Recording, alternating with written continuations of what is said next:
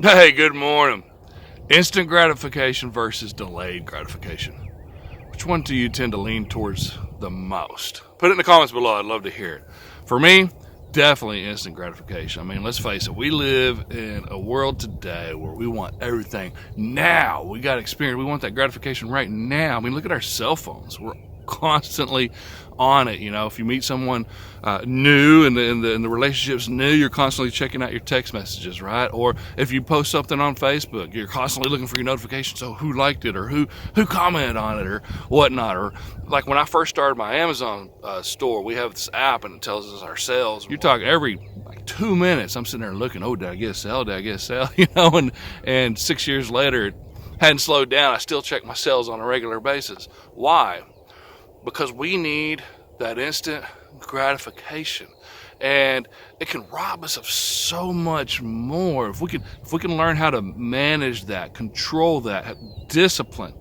If you haven't seen the previous videos in the last few, highly recommend checking them out, because we led up, to this discussion here.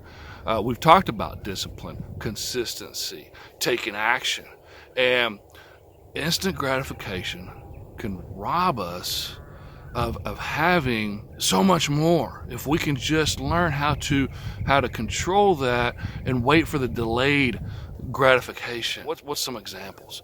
Okay, so if we want to grow a business, right, and we're constantly learning, studying, doing something new, and we want results right then and there, and it doesn't happen fast enough, what happens? We get bored, distracted, and we move on, when we could have had something very special if we'd have just been disciplined to trust the process and keep going. Same thing with losing weight. Me, I'm talking to this one right here. You get distracted, discouraged, because oh man, 4 days now I haven't had cake or whatever your weakness is. And it's like, wow, I really haven't lost any weight. What's one piece, or Pastor Paul in the last message, he was talking about pie. Hey, one pie seems harmless enough, right? Well, there's one more piece left, and it was really good. So one piece a night turns into 2 pieces a night, and it's those little compromises that we make every day. We've talked about this before too, that compounded over time can go one way or another, right? And so I love the Seinfeld method. I don't know if you're familiar with Jerry Seinfeld. Love Seinfeld. I've probably seen every one of his episodes at least 3 times. It's just so funny. But anyway, it's a show about nothing. Anyway, when he was up and coming, when he was trying to be a better comedian, he made a decision. He was going to write one joke a day. It didn't talk about, whether it's a good joke or not a good joke, but did one joke a day. And then he got a wall calendar, the biggest wall calendar he could find, and a big red marker. And every day he wrote a joke. And every day that he wrote a joke, put a big X, big red X in that calendar. And he didn't see X's after 2, 3, 4, 5, 6 days. He saw a chain. Okay, and he had one goal: not to break the chain. Now, think about this. Never really talks about, hey, what's the result? What's the end game?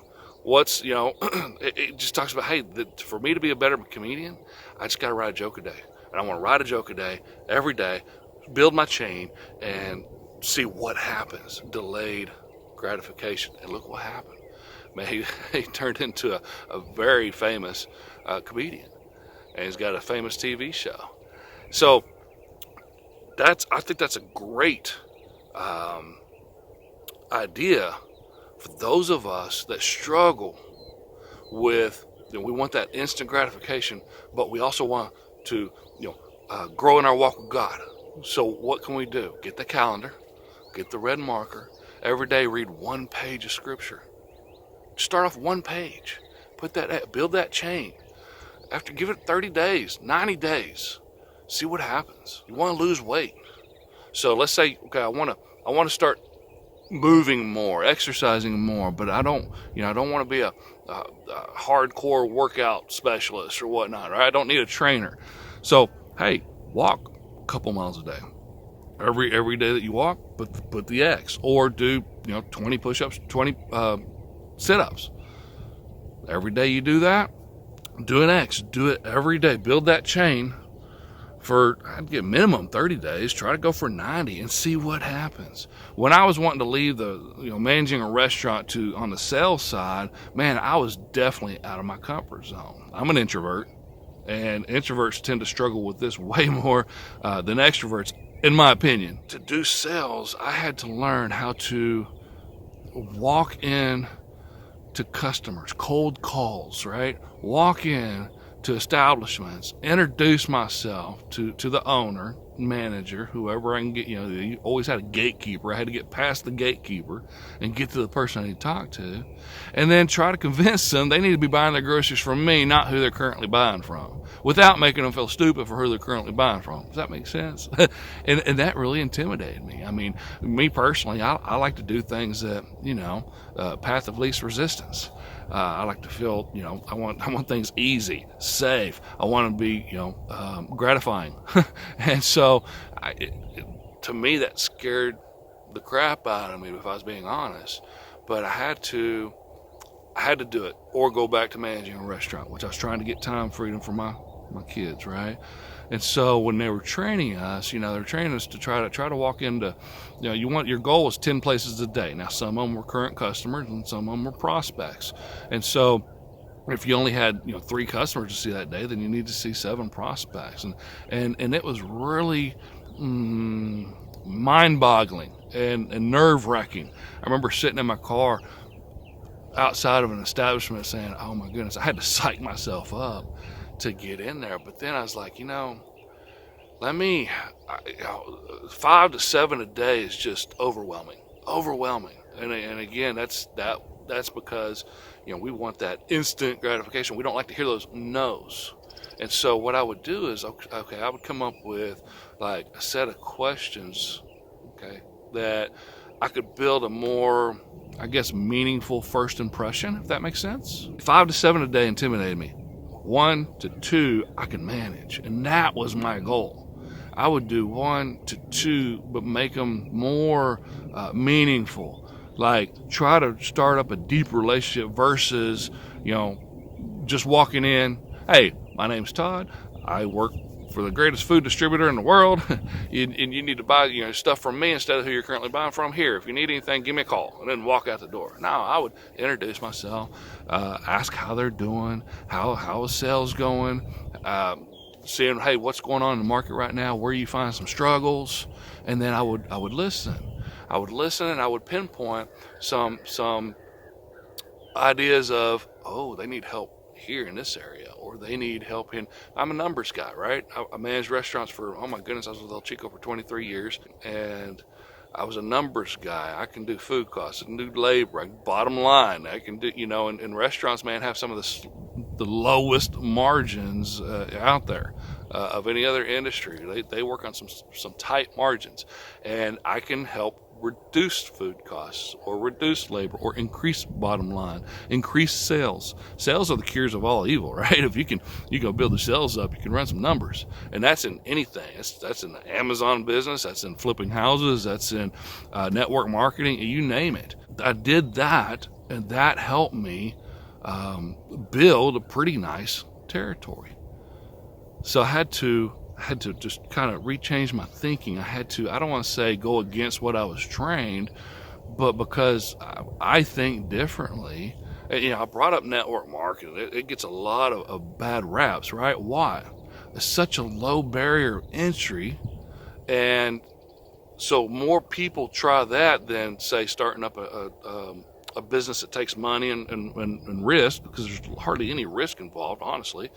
And then what do they teach you to do? Oh, go reach out to this many people a day, right? And it's just overwhelming. And you might do, 1 a week, if that, or 1 a month. Oh, this doesn't work. It's a money grab. Oh, it's a pyramid scheme. Oh, you got to change your thinking. You're just being overwhelmed. You're being overwhelmed, and you got to just get that down. Get it to where it's manageable, instead of thinking, oh man, I 10 a day, I can't do 10 a day. 5 a day, I can't do 5 a day. Do 1. reach out to one person a day, whether it's showing a product or introducing the business opportunity, right? Do one, and not do it for a week and it doesn't work because, hey, you're not a millionaire by now. Do it for 90 days, 60 days. Give yourself a time. Do it. Say, hey, I want to do it until I hit this level. With the Amazon business, I was, in the very beginning, it's like, what's the word? You procrastinate. It's like you want to learn so much, but then you don't just, take the action. And I just had to start doing the daily method of operations, the DMOs as they call it, income producing activities. I had to focus on those and say, look, I trust the process. And so I just had to put my head down and do the work, basically. But I move a little slower. But it's not what do they call it? It's not a race. It's a marathon. Right? It's not a sprint. It's not a sprint. It's a marathon. And so I would do those little things, and I built up a very nice Amazon business. I got a lot of help. I got four people now working there, and so I do definitely have some help, team effort. But it didn't happen overnight. We've been doing this for coming up right on 6 years now. When I did real estate's extremely intimidating, right? You got to convince someone, they need to sell their house to you for pennies on the dollar. I paid quite a bit of money for a mentor. I don't want to say how much, but you could buy a very nice car for what I paid for a mentor. And I was learning, it's just pulling that trigger. Everything was overwhelming. I had to do it in a capacity that made sense, but I did it because, number one, I wasn't going to lose that money. And I didn't lose the money. I made twice that on my very first transaction. But if you're an introvert like me, if you get overwhelmed, if you just really want that instant gratification, you got to learn how to overcome that. If you can, then, hey, sky's the limit. If you can overcome that and wait on delayed gratification, you can build your faith. You can start up your own business. You can change careers. You can grow in your current career, in your relationships. Delayed gratification in a relationship's huge because in the beginning everything's all brand new and all lovey-dovey, and then when the newness wears off, delayed gratification in that area for sure. This is why I love hearing this analogy. Talk about compound activity, right? Okay, if you do one thing a day for 90 days straight, see where you're at the end of that. If you double a penny a day, okay, double a penny a day for 30 days, it's $5 million. It's mind-boggling, right? It's $5 million. But if you do double a penny every other day, how much do you think that is? Was it $2.5 million? No. Every other day is $163.80. What? Yeah. So think about it that way. Get your calendar, do the Seinfeld method, right? Put your X's, build that chain. Don't break the chain. Think about the compound activities. All right? Discipline, delayed gratification, results. Will Smith did a motivational video, and in that, he talks about discipline, and we've talked about discipline before. Wanting what you want most over what you want now. He put it as, hey, waiting on your gratification for future results. Yeah, absolutely. So, hey, I hope you found value in this video. Put your comments below. Let me know what you think. If you're enjoying the journey, subscribe to the channel. And if you missed the last several videos, hey, highly recommend going back and checking it out. Until next time, God bless and keep grilling.